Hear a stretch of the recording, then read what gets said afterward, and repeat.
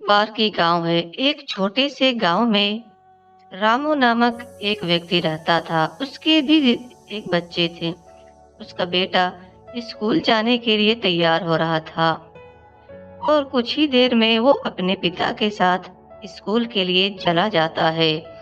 तभी वो अपने दोस्त से मिलता है और कहता है, अरे भाई, ये तो बड़ी अच्छी बात है। आज तो तुम काफी स्मार्ट लग रहे हो। और फिर स्कूल छुट्टी होने के बाद वो घर आता है। अपने पिता को कहता है कि आज मेरी स्कूल बहुत अच्छा रहा पापा।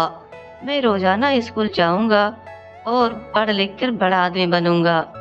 अगले दिन फिर स्कूल के लिए जाता है और फिर कुछ साथी मिलकर के बातें करने लगते हैं कि हमें स्कूल के लिए तो रोजाना ही आना चाहिए। हमें पता नहीं कब क्या सीखने को मिले।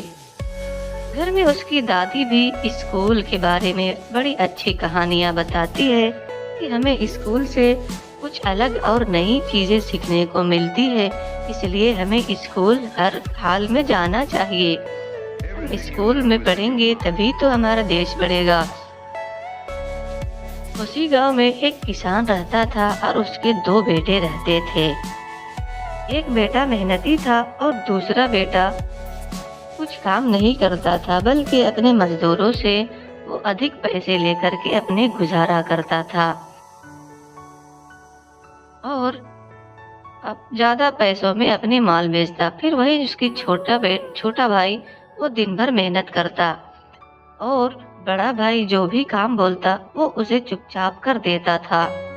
एक दिन की बात है, उसका पिता समझाता है कि तुम इसकी काम ना किया करो, लेकिन भी छोटे भाई अपने बड़े भाई का हर बात मानता है। एक दिन रामू अपने खेत में हल चलाता था, लेकिन उसके पास इतना खेत में नहीं था कि वो अपने परिवार को पाल सके और उसे अपनी जिंदगी गुजार सके। उसी को पूरा करने के लिए वो लकड़ियां काटता और उसे शहर में ले जाकर के अच्छे दामों में बेच देता और उसी से अपने परिवार चलाता। एक दिन की बात है, रामू अपने खेत में हल चला रहा था। तभी उसके सामने एक बॉक्स दिखता है। उस बॉक्स में कुछ सोने के सिक्के और कुछ जेवरात पड़े थे। ये देख करके वह खुश हो जाता है और फिर उसे घर लेकर के आता है और ये बातें सारी पत्नियों को बताता है। उसकी वाइफ कहती है, अब हमारी तो किस्मत बदलने वाली है। ये तो बड़ी अच्छी बात हो गई है। अब हम तो एक अच्छे घर भी बना लेंगे। कुछ ही दिनों में वो अपने लिए एक अच्छा घर बना लेते हैं और वो गांव के लिए भी कुछ अच्छा करने का सोचते हैं।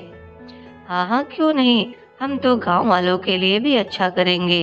हमने ट्रैक्टर खरीद लिए, घर भी बना लिया। अब गांव वालों को लिए एक और भी कुछ अच्छा काम करना है।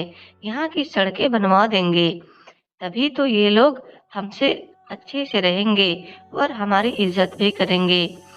ये बोल करके रामू अपने घर से बाहर निकलता है।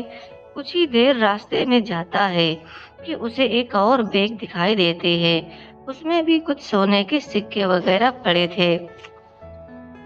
ये देख के रामू खुश हो जाता है और वो सीधा सेठ के पास जाता है। इसका क्या करूं मैं, मुझे तो ये समझ में नहीं आ रहा है। चलो ठीक है, सेठ से मिलकर आते हैं। सेठ के पास जाता है और फिर सेठ को कहता है, अरे सेठ, मुझे एक बैग मिला है और इसमें सोने चांदी भी है। आप देख लो, ये अगर किसी के है तो उसे लौटा देना, नहीं तो इसे आप बेच देना।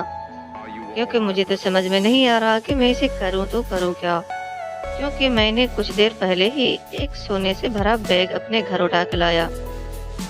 सेठ कहता है, ठीक है, नहीं होता है तो मैं इसे रख लेता हूँ और तुम्हें चिंता करने की कोई जरूरत नहीं है। तभी गांव में ऐलान होता है कि अगर किसी को सोने की बैग मिली हो तो वो प्लीज कृपा करके वो अपने राजा के घर में लौटा दे, नहीं तो उसे उचित दंड दिया जाएगा। और फिर सेठ भी वहां आता है और सेठ को ये बात पता चल जाती है कि ये बैग तो फिर का किसान को कहते हैं, लेकिन ये बैग तो किसी का नहीं बल्कि ये तो गांव का एक मुखिया का है। इसलिए मैं ये बैग नहीं रख सकता। तुम ऐसा करो, ये बैग को मुखिया को वापस दे दो। अरे लेकिन मैं इसी का क्या करूँगा? मैं मुखिया को देने जाऊँगा, वो मुझे ही कहेगा कि सेठ किसान तुमने चोरी कर लिया था और मैंने चोरी नहीं किया। अरे नहीं, नहीं, कोई बात नहीं। मुखिया तुम्हें कुछ भी नहीं बोलेगा।